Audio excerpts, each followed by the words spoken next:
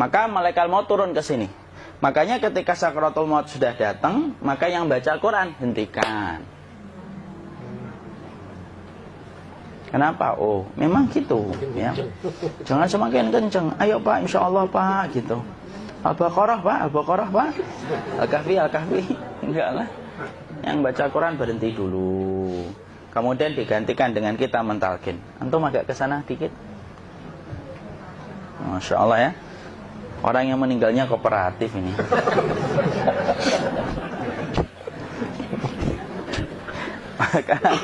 maka agak kesini ya. Maka disunahkan kita untuk mentalkinnya. Nanti ketika mentalkin jangan terlalu sering, jangan terlalu membebani. Jangan terlalu sering itu la ilaha illallah, la ilaha illallah. Tidak gitulah. Berat nanti dia ngerasakan. Di situ Imam Qurtubi juga menyampaikan, jangan terlalu sering karena itu memberatkan dadanya. Jadi ketika mentalkin, saya sampaikan, boleh diganti atau enggak Ustaz? Enggaklah, talkin itu ibadah. Ibadah itu tauqifiyah. Tauqifiyah itu enggak usah diganti. Karena Rasulullah mengatakan, lakinu ala mautakum la ilaha illallah. Talkin orang yang meninggal di antara kalian dengan la ilaha illallah. Enggak usah diganti Allah Ustaz yang lebih singkat, lebih pendek. Tidak usah. Subhanallah Ustaz, tidak usah. Kenapa? Karena talqin sudah ditetapkan ucapannya oleh Nabi, begitulah kita mencontohnya. Jadi tidak usah diganti. Cara mentalqin, jadi kalau keadaan sudah tenang, tolong kalau sudah sakaratul maut jangan ditinggalkan.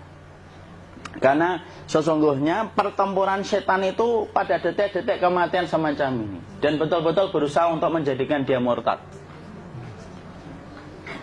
Nanti makanya di situ di buku nanti dibahas kan, pertempuran setan itu sampai detik-detik orang mau mati itu sudah ayo kufur, murtad aja tuh, kamu sakit kan? Nah, itu kayak gitu. Makanya jangan ditinggal. Capek gitu kok nggak meninggal gitu ya. Udah gantian mas. Dan jangan kemudian meninggalkannya. Mangkat dulu gitu. Tidaklah, janganlah. Terus ditampingi terus. Kalau bisa ya sudahlah, berikan waktunya kita untuk sementara waktu itu betul-betul berkhidmah kepada orang yang kita cintai terakhir kalinya.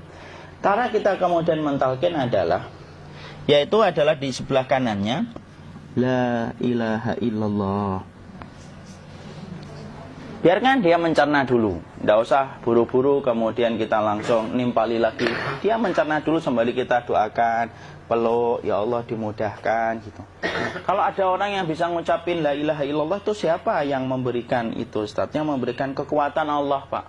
Karena ngomong aduh aja sudah tidak mampu. Makanya Allah berfirman dalam surat Ibrahim, yusabbitullahu alladhina amanu bil qawli tsabit fil hayatid dunya wa fil akhirah. Allah teguhkan perkataan orang yang beriman dalam kehidupan dunia dan akhirat. Dunia itu ya ketika menjelang kematiannya. Makanya dia bisa ngomong la ilaha illallah. Sebenarnya ngomong aduh aja udah gak mampu. Kalau bisa ngomong, dia pasti ngomong aduhnya dulu. Tapi Allah yang menggerakkan. Ngomong la ilaha illallah.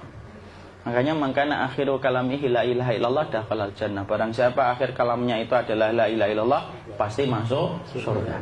Makanya kita lagi la ilaha illallah. Dah. Cerna dulu. Enggak usah minta diburu-buru ya. Enggak usah gini. Ayo, la ilaha illallah. Ayo.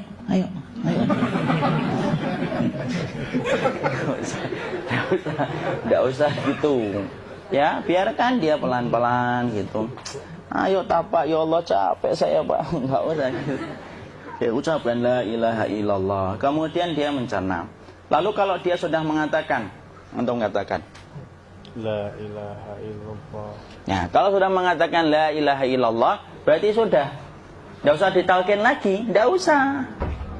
Belum meninggal juga Ustaz? Tidak apa-apa, biarin aja. Dia di situ aja. Kecuali dia ngomong lagi dan gak usah diajak ngomong alhamdulillah ya Pak, ya Allah gitu. Terus dia jawab alhamdulillah ya. Itu berarti ucapan terakhirnya alhamdulillah. Atau ketika habis ditalkin la ilaha illallah, dia ngelihat air. Nah itu berarti ucapan terakhirnya air. Talkin lagi, nggak usah marah. Aduh Pak minta air. Mau minta air nanti aja dikubur gitu loh. Jangan gitu. Biarin aja, jangan kemudian setelah la ilaha illallah La ilaha illallah. Terus, ayo tutup, awas ya ngomong lagi ya. Nggak usah gitu juga. Maka kemudian setelah la ilaha illallah sudah, nggak usah diajak ngomong gitu. Terus kemudian nggak usah ada anaknya perempuan, ya Allah Pak, sudah bisa ngomong la ilaha illallah, usah gitu. Cukup dalam hati alhamdulillah gitu. Diam kita dengerin gitu. Disitulah nanti biasanya detik-detik dia terakhir. Dia nanti ngeliat di sini Pak, prosesnya itu nanti kaki langsung sebagian jempol dingin dia. Kaki, telapak kakinya langsung kalau kita geningkan dingin kayak kaki yang kena AC langsung. Kemudian dia langsung ningkup gini, dikit dia, mulai kaku dia. Atau kalau enggak, gini dia. Langsung kayak jatuh, kayak kepala nanti yang paling terakhir. Kepala itu pasti ada gerakannya Pak, ini meninggal itu. Pasti gitu. Pasti gitu. Karena apa? Sudah tidak ada beban ruh yang menahannya. Ya, cabut ya, set pelan, maka kemudian malaikat itu. Tapi tetap sakit lah. Walaupun dikatakan ringan, tetap sakit. Maka kemudian sakit gitu. Ngelewatin sini. Jantung kemudian sudah tidak berfungsi. Kemudian ginjal Pak, ngelewatin ginjal tidak berfungsi. Bapak bayangkan kan, kalau yang pernah sakit batu ginjal Pak, sepakat nggak kalau kita batu ginjal itu sakitnya luar biasa Pak? Itu baru titik batu kecil di ginjal. Kita bisa bayangkan tiba-tiba ginjal tidak berfungsi. Sakitnya kayak apa Pak? Tiba-tiba ginjal nggak berfungsi, pankreas naik, kemudian tek jantung. Jantung ini dia masih hidup dia, di sininya masih hidup walaupun jantungnya sudah berhenti. Naik. Kemudian mata, dia ngelewatin mata. Organ tubuh yang paling setia sama ruh itu mata.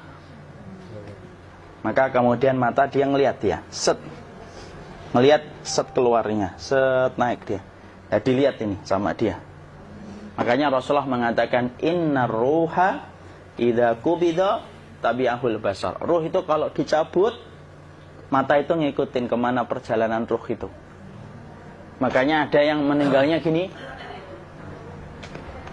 Ya itu bukan tanda su'ul khatimah. Itu tanda fitrahnya mata ngikutin ruh. Atau kemudian bukanya sedikit. Ada yang kayak senyum Pak. Ada yang kesini yang keringetan. Nah itu tanda husnul khatimah. Ada yang senyum. Jadi sakitnya setelah selesai itu plong gitu loh. Makanya kemudian ada yang tersenyum. Maka itu tanda. Kalau kita ngelihat orang yang membuka mata kayak gini, tidak usah takut. Cepat-cepat kemudian kita nanti tutup. Biasanya kalau terlalu lama, itulah yang menjadikan ini tidak bisa ditutup. Makanya harus pakai kapas akhirnya. Karena apa? Karena pas meninggal nggak langsung ditutup. Biasanya karena perawat takut, dokternya juga nggak tahu itu, dibiarin itu. Makanya ada beberapa mata yang ditutup pakai tensoplas kan? Sebenarnya kalau langsung bisa nutup dia, fitrahnya nutup mata itu. Jadi kemudian kita baca Allahumma firlahu warhamhu wa'afihi wa'fuanhu atau bismillah wassalatu wassalamu ala rasulillah, tutup. Bismillah. Tidak usah takut. Kecuali buka lagi ya, ini baru kita kabur. Buka lagi Pak, Insya Allah Pak, ya Allah, ya kita kabur bareng-bareng Pak. Diusap Pak, diusap ini. Enggak disenggol gini enggak. Begini kan, sudah meninggal dunia. Tangan boleh begini, boleh diluruskan, tidak ada ketentuannya. Boleh gini, boleh kemudian lurus. Tidak usah disalahin kalau ada yang lurus. Lu itu tangannya gimana sih? Posisikan kayak sholat. Tidak ada perintah kayak gitu. Jadi kemudian dikondisikan saja. Terus maka kemudian dipijit-pijit, akiknya dikeluarin. Kemudian jamnya dilepas, gigi palsunya dilepas kalau ada. Ya. Kemudian apa setelah itu? Coba buku.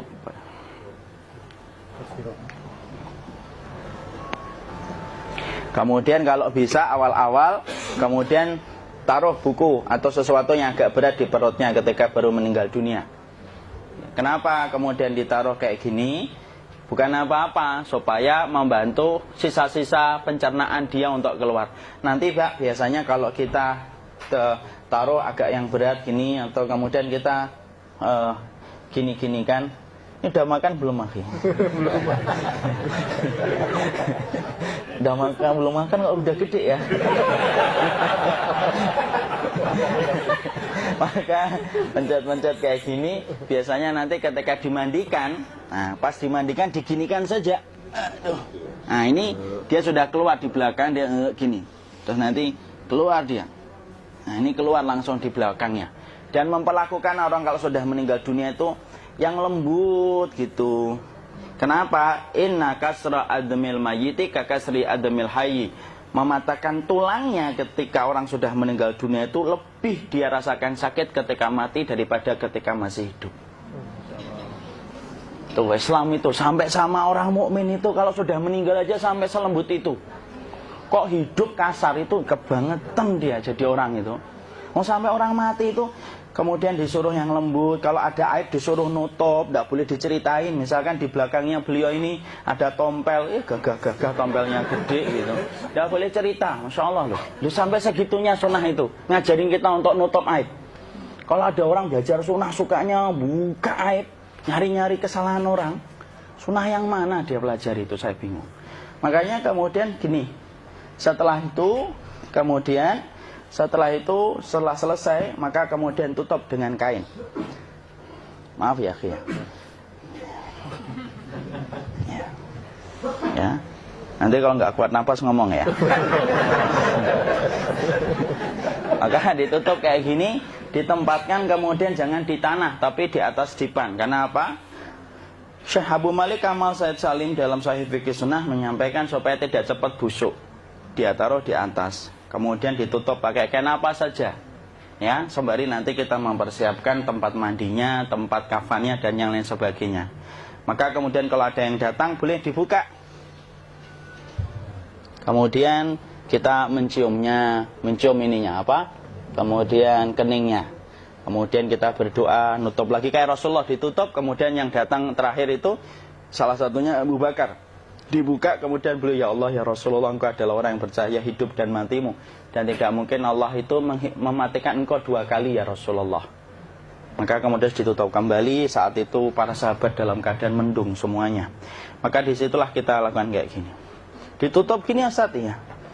Kasihan tidak bisa nafas, insya Allah tidak butuh nafas lagi. Jadi kemudian kita semacam ini kita persiapkan apa yang bisa kita lakukan. Nah itulah proses kematian dari sakit sakaratul maut sampai kematian.